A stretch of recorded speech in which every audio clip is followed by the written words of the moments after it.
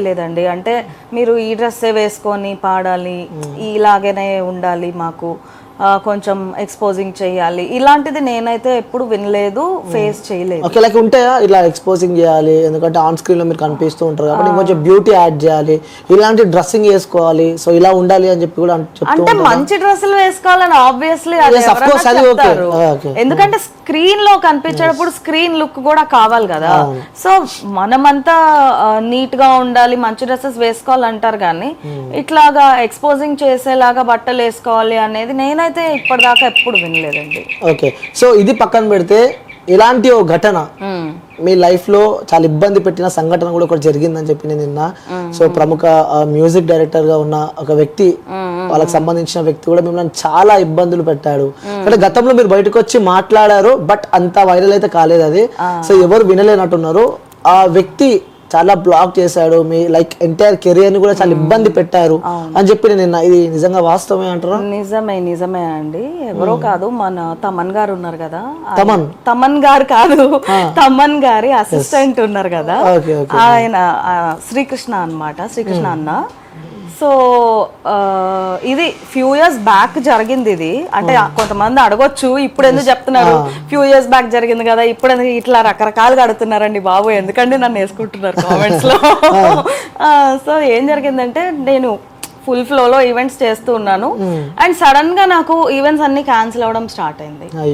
అంటే అడ్వాన్స్ ఇచ్చిన వాళ్ళందరూ బ్యాక్ అడుగుతున్నారు, లేదా కొంతమంది సారీ అమ్మ మీరే ఉంచేసుకోండి అడ్వాన్స్, కానీ ఏమనుకోవద్దు మేము ఈ షో ఇవ్వలేము.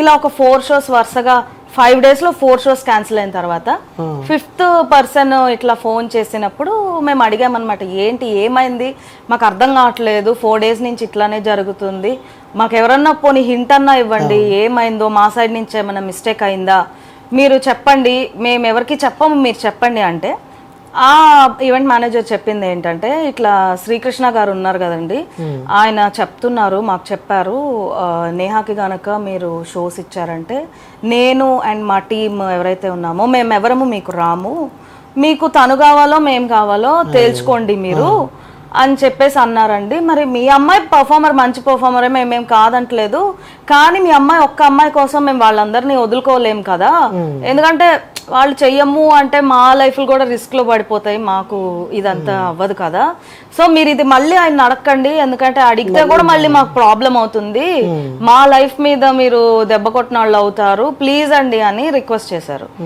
సో కానీ అప్పుడు మేము నమ్మలేదు, చాలా వరకు నమ్మలేదు, ఎంత ఒక 80% నమ్మలేదండి. ఎందుకంటే శ్రీకృష్ణ అన్న నన్నెందుకు ఇట్లా చేస్తాడు, తనకి నాతోటి ఏం ఎనిమిటీ ఉంది, మేమిద్దరం సేమ్ ఊరు కూడా కదా మాది, నాకు కలిసినప్పుడు ఎప్పుడు నాతో బాగా మాట్లాడతాడు అండ్ అప్పుడప్పుడు సాంగ్ సెలెక్షన్లో కూడా ఏదైనా ఉంటే నాకు హెల్ప్ కూడా చేస్తాడు కదా రియాలిటీ షోస్లో, ఎందుకబ్బా ఇట్లా అని చెప్పేసి సరే ఇంకా మన లక్కే ఇట్లా ఉందేమో అనుకుని వదిలేసాం, పక్కన పెట్టేసాం. కట్ చేస్తే కొన్నాళ్ళ తర్వాత ఒక షో వాళ్ళు ఈవెంట్ మేనేజర్ కాకుండా డైరెక్ట్ షో ఎవరైతే పెట్టుకుంటున్నారో వాళ్ళే నన్ను పిలిచారనమాట. లైక్ ఇందాక చెప్పాను కదా ఒక పాట బాగా హిట్ అయింది అని చెప్పేసి, సో మాకు ఆ అమ్మాయి కావాలి, మాకు ఖచ్చితంగా ఆ అమ్మాయి కావాలని చెప్పేసి వాళ్ళు నన్ను పిలిచారు. అదే ప్రోగ్రామ్ లో శ్రీకృష్ణ అన్న, గీతామాధురి అక్క వాళ్ళు కూడా ఉన్నారు. ఉంటే వాళ్ళు దేవర్ లైక్ మేము అసలు ఆ పాట కోసమే పెట్టుకున్నాము ఈ అమ్మాయిని ఇక్కడ పాడాలని చెప్పేసి, ఒకసారి ఇది శ్రీకృష్ణను తన చేత స్టేజ్ మీద పాడించండి అని చెప్పేసి ఈవెంట్ మేనేజర్ తో చెప్పాను. చెప్తే అన్న వచ్చేసి నేను పాడనన్నాడు. అంటే ఎందుకు పాడరు అని అంటే, లేదు నా వాయిస్ బాగాలేదు. వాయిస్ బాగాలేనప్పుడు వేరే సాంగ్స్ పాడుతున్నారు కదా ఇప్పుడు దాకా అంటే, లేదు నాకు ఆ పాట సూట్ అవ్వదు, అలా ఒక షోకి వచ్చినప్పుడు నాకు ఇది సూట్ అవ్వదు అని ఎవరు చెప్పరు. లేదండి మేము ఇంత డబ్బులు ఇచ్చి పెట్టుకున్నాం కదా, ఇప్పుడు మేము ఆ పాట కోసం ఈ అమ్మాయిని పిలిచాము, మీరు పాడరంటే ఎలా కుదురుద్దని వాళ్ళు గట్టిగా మాట్లాడారు.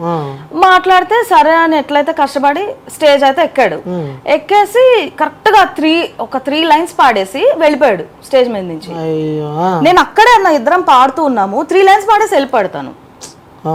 అంటే ఆ ఏజ్ లో నాకు ఎంత స్ట్రాంగ్ గా నా బ్రెయిన్ లో ఇంప్రింట్ అయిందంటే నేను చాలా బాధపడ్డాను ఆ రోజు. అంటే నాతోటి నేను పనికిరానా, నాతో పాడడానికే ఒకళ్ళు డినై చేస్తున్నారు అని చెప్పేసి. సో ఇంకా అప్పుడు మేము అనుకున్నాం అయితే వీళ్ళందరూ చెప్పేది నిజమేనేమో, ఎందుకంటే మన కళ్ళ ముందు మన ఫేస్ మీదనే ఇట్లా చేశాడు కదా, సో ఇది ఇంకా నిజమే అయి ఉండొచ్చు అని చెప్పి. సో ఆ తర్వాత కూడా నేను ఇదే మాట నేను చాలా మంది దగ్గర విన్నాను, ఇక ఎవరైనా ఈవెంట్స్ ఉన్నప్పుడు. సో రీసెంట్గా నా హిట్ వచ్చేసి దర్జా మూవీలో లింగో లింగో అనే సాంగ్ బాగా హిట్ అయింది, వైరల్ అయింది. అయినప్పుడు కొంతమంది ఈవెంట్ మేనేజర్స్ కాల్ చేశారు మళ్ళీ నాకు, చేసి అడుగుతున్నారు ఓకే అండి షో చేస్తా అంటే, మీరు శ్రీకృష్ణ టీమా కాదండి, మీరు సాకేత్ టీమా అంటే కాదండి, అయితే మేము మళ్ళీ చెప్తాంలేండి. అంటే బ్యాచెస్ ఉంటాయి, అందులో బ్యాచెస్ ఉంటాయి, ఎందుకంటే వాళ్ళు పాడమని చెప్తారు. ఓకే, వాళ్ళకి ఇష్టం లేని పర్సన్ ఎవరన్నా ఈ ఫీల్డ్ లో ఎంటర్ అయితే మేము రాము ఇక అక్కడికి ఓకే ఓకే ఓకే అని అంటారు. మళ్ళీ ఫ్యూ ఇయర్స్ బ్యాక్ కూడా ఇదే జరిగింది నాకు, మళ్ళీ ఈ వ్యక్తితోనే. ఏంటి గ్రడ్జ్ అంటే ఎంటర్ ఇష్యూలో తెలీదు, ఇప్పటికి స్టిల్ తెలీదు, ఇప్పటికి తెలీదు, అసలు ఏం లేదు, అసలు గొడవే లేదు. తనకి నాకేం గొడవలు ఉంటాయి, అన్న పెద్దోడు నేను చిన్నదాన్ని, తనకి నాకేం గొడవలు ఉంటాయి మరి తెలీదు, ఇప్పటిదా తెలీదు. ఓకే, ఎప్పుడైనా కలవడం జరిగిందా? ఆ తర్వాత ఇంకెప్పుడు కలవలా నేను. ఆ రోజు స్టేజ్ మీద ఎప్పుడైతే నా ఫేస్ మీద నేను పాడను అని చెప్పేసి వెళ్ళిపోయాడో, ఆ తర్వాత ఇంకెప్పుడు నేను తనని కాంటాక్ట్ చేయడం కానీ తనతో మాట్లాడడం కానీ నేను ఇంకెప్పుడు చేయలేదు. ఓకే, సో ఈ ఇష్యూ పక్కన పెడితే ఈ ప్రవస్తి అనే అమ్మాయి బయటికి వచ్చిన తర్వాత మీతో కాల్ మాట్లాడడం కానీ ఇలాంటివి ఏమైనా జరిగాయి? అసలు ఏం జరిగిందని చెప్పి అనుకున్నారా అసలు? నేను ఈ మధ్యనే మాట్లాడాను, ఇష్యూ అంతా జరుగుతుంటే అసలు ఏంటి ఏమైంది అని చెప్పి నేను కాల్ చేశాను, మాట్లాడాను. సో మనకి టీవీలో ఏదైతే చెప్తుందో నాకు కూడా అదే చెప్పింది, ఇట్లా ఇట్లా అయింది, నేను చాలా బాధపడ్డాను, ముందు పాడుతా తీగలో కూడా నేను పాడాను కదా, నేను అప్పుడు ఎప్పుడు ఇట్లా కంప్లైంట్ చేయలేదు కదా, అందరూ నన్ను ఎందుకు చెప్తున్నావు అని అంటున్నారు, కానీ నేను ఎంత బాధపడితే నేను చెప్పాను అనేది ఎవరు ఆలోచించట్లేదు. ఇదే ఛానల్లో ఇదే షోలో నేను ముందు పాడాను కదా, అప్పుడు నేను కంప్లైంట్ చేయలేదు, ఇప్పుడు నాకు కష్టమైంది కాబట్టి నేను సఫర్ అయ్యాను, నేను డిప్రెషన్లో అనిపిస్తుంది కాబట్టి నేను మాట్లాడుతున్నాను అని చెప్పేసి అన్నదన్నమాట. డ్రెస్సెస్ గురించి కూడా నేను అడిగాను, డ్రెస్సెస్ గురించి ఇట్లా జరగదు కదా, ఇట్లా నీకు బ్యాడ్ ఎక్స్పీరియన్స్ అయిందా అంటే, అవును నాకు అయ్యింది, లైక్ చిన్న సైజ్ ఏంటి లంగాలు ఏదో కుట్టారు, ఏదో చెప్పింది, కుట్టేసి అది కిందకి వేసుకోమని నన్ను బాగా ఫోర్స్ చేశారు. సో ఇప్పుడు ఒక అమ్మాయి అట్లా చెప్తుందండి, మనం దానికి ప్రూఫ్ మనం ఎక్కడి నుంచి తేవాలి? అది నిజమా అబద్ధమా అని అంటే అది ఎవరికి కూడా ఎలా తెలుసు చెప్పండి? ఇప్పుడు నన్ను కూడా అంటారు, ఇప్పుడు నువ్వు మాట్లాడుతున్న అసలు నిజమే ఏంటి అని నన్ను కూడా కింద కామెంట్లు వేసుకున్నారు కొంతమంది. ఇప్పుడు నేను ప్రూఫ్ ఎక్కడి నుంచి తేవాలి? జరిగింది మీరు చూసారు, లైక్ మీరు అనుభవించారు కాబట్టి బయటకు వచ్చి మాట్లాడుతారు.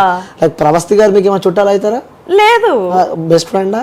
ఏమీ కాదు, ఏమీ కాదు. ఓకే, సో అంటే లైక్ ఈ ఇష్యూలో జరుగుతుంది కాబట్టి బయటకు వచ్చి ఏం జరిగిందో జనాలకు చెప్పే ప్రయత్నం అయితే మీరు చేస్తున్నారు అంతే. అంటే ఒక పర్టికులర్ ఛానల్ వాళ్ళు నన్ను అడిగారు, ఇట్లాంటి ఏమన్నా జరుగుతాయా షోస్ లో అంటే, జరుగుతాయి అంటే నాకు జరిగిన సొంత ఎక్స్పీరియన్సెస్ అన్ని నేను షేర్ చేస్తున్నా.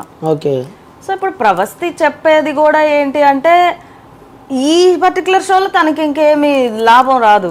ఇప్పుడు ఇదంతా తను చెప్పడం వల్ల తనకి ఈ షోలో ఇంకేం న్యాయం జరగదు కదా, తనకు ఒకవేళ అన్యాయం జరిగినా కూడా ఇంకే ఎలిమినేట్ అయిపోయింది. అక్కడ ఎలిమినేట్ అయిపోయిన తర్వాత కూడా వాళ్ళు ఏదో పార్టీ చేసుకున్నారని చెప్పి నేను విన్నాను. మరి అవునా? ఏదో కొంతమంది అంటూ ఉన్నారు, సోషల్ మీడియాలో వైరల్ అవుతుంది. మరి అది వినలేదండి నేను, తెలియదు నాకు. ఓకే, మేబీ అంటే ఇప్పుడు తిను చెప్తుంది, వాళ్ళు ఇంకో కౌంటర్ వీడియో, తిని ఇంకో కౌంటర్ వీడియో, ఇట్లా ఇట్లా ఇట్లా జరుగుతుంది. మేబీ ఫేస్ టు ఫేస్ వస్తే వాళ్ళు ఏమన్నా సాల్వ్ అవుతుందేమో. అండ్ తిను వచ్చి చెప్పేది రైటా రాంగా అని అంటున్నారు కొంతమంది. రైటా రాంగా అంటే దానికి ఒక పర్టికులర్ ఆన్సర్ ఏమి ఉండదు కదా.